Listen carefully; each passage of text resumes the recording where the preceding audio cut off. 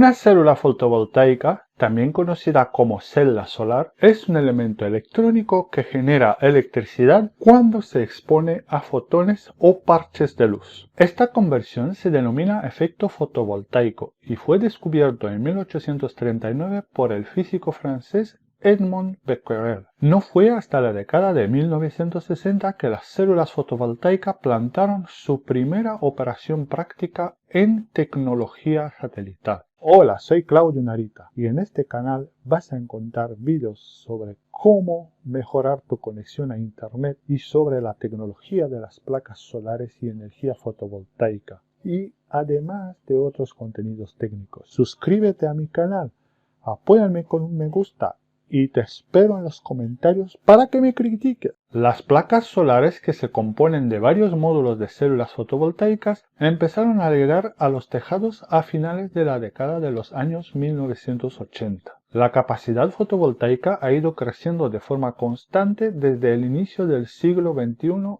liderada por la construcción de enormes granjas solares. ¿Cómo funciona una célula fotovoltaica? Una celda fotovoltaica está hecha de pertrechos semiconductores que absorben los fotones emitidos por el sol y estos inducen una entrada de electrones. Los fotones son parches que transportan radiación solar a una velocidad de kilómetros por segundo. En la década de 1920, Albert Einstein se les apareció como granos de luz. Cuando los fotones chocan contra un material semiconductor como el silicio, liberan los electrones de sus títulos dejando un espacio vacío. Los electrones chapuceros se mueven sin rumbo fijo en busca de otro agujero que llenar. Aún así, para producir una corriente eléctrica, los electrones deben fluir en la misma dirección. Este se consigue utilizando dos tipos de silicio. La subcasta de silicio que está expuesta al sol se desenreda con títulos de fósforo, que tiene un electrón más que el silicio, mientras que el otro lado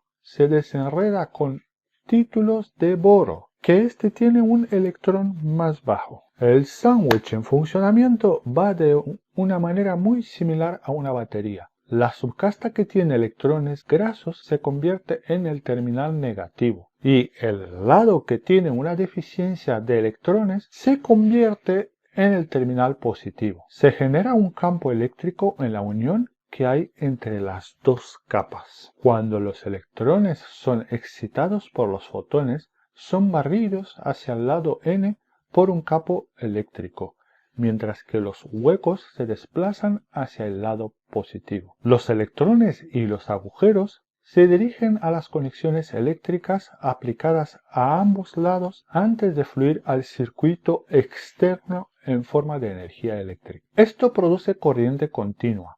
Se agrega un recubrimiento antirreflectante en la parte superior de la celda para minimizar la pérdida de fotones debido al reflejo de la cara. Efectividad de la célula fotovoltaica. La eficacia es la tasa de energía eléctrica producida por la célula al cuanto de sol que recibe. Para medir la efectividad, las células se combinan en módulos, que a su vez se ensamblan en matrices. Los paneles de actuación también se colocan frente a un simulador solar que imita las condiciones ideales del sol en vatios de luz por cadencia cuadrada a una temperatura ambiente de 25 grados Celsius. La potencia eléctrica producida por el sistema o potencia pico es una probabilidad de la energía solar entrante. Sin embargo, tiene una efectividad de 20. Si un panel que mida una cadencia cuadrada genera 200 vatios de potencia eléctrica, la efectividad teórica máxima de una celda fotovoltaica es de alrededor de 33. Esto se denomina límite de Shockley-Case. El efecto fotovoltaico lo descubrió Edmond Becquerel en el año 1839. En la vida real, la cantidad de electricidad producida por una celda, conocida como su asunto, se basa en su efectividad. El sol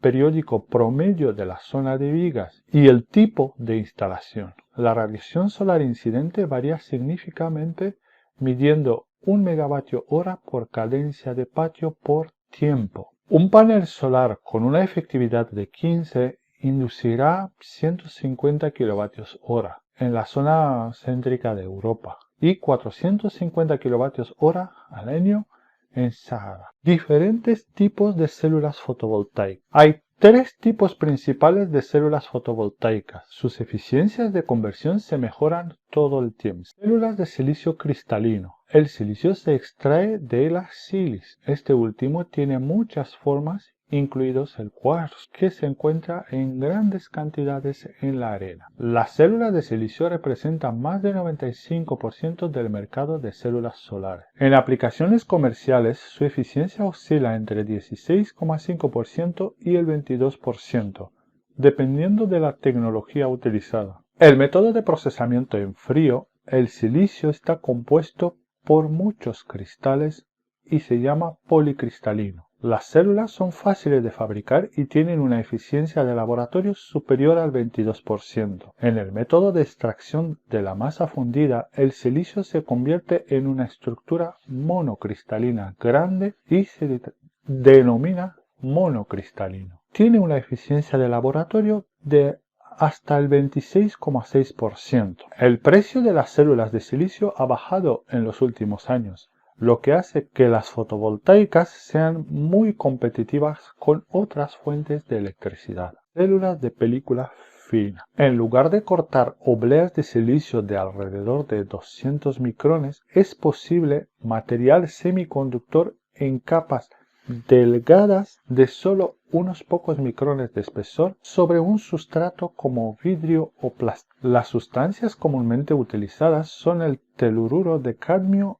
y el seleniuro de cobre, indio, galio, cuyas eficiencias de laboratorio son cercanas a las del silicio, 22,1% y el 23,3% respectivamente. El silicio amorfo, no cristalino, también se puede utilizar para fabricar células de película fina. Esta tecnología se ha aplicado durante mucho tiempo en calculadoras pequeñas, pero es menos eficiente que el silicio. Células orgánicas. 1 micrón. Espesor 1 por 1000 de milímetro. Que la capa semiconductora depositada sobre el sustrato de una célula fotovoltaica de película fina. Las células solares orgánicas que utilizan moléculas o polímeros orgánicos en lugar de minerales semiconductores están comenzando a aplicarse comercialmente. Las celdas continúan teniendo una baja eficiencia de conversión y una vida útil corta, pero son potencialmente una alternativa de bajo costo en términos de producción.